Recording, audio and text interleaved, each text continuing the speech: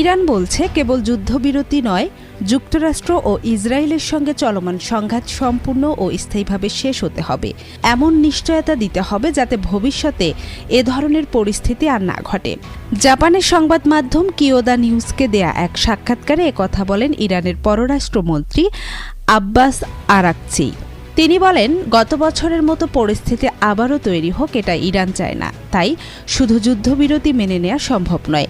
তার মতে যুদ্ধ পুরোপুরি এবং স্থায়ীভাবে শেষ করতে হবে এবং ভবিষ্যতে একই ধরনের সংঘাত যেন আর না ঘটে সে বিষয়ে নিশ্চয়তা থাকতে হবে। আরাকচি বলেন, এই যুদ্ধ আমাদের যুদ্ধ নয়, এটি আমাদের উপর চাপিয়ে দেয়া হয়েছে। যখন আমরা যুক্তরাষ্ট্রের সঙ্গে আলোচনা চালাচ্ছিলাম তখনই তারা আমাদের উপর হামলার সিদ্ধান্ত নেয়।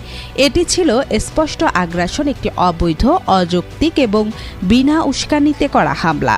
তিনি আরও বলেন, ইরান বর্তমানে যা করছে তা সম্পূর্ণ আত্মরক্ষার জন্য, প্রয়োজন হলে এবং যতদিন প্রয়োজন ততদিন নিজেদের রক্ষা করতে তারা পদক্ষেপ চালিয়ে যাবে।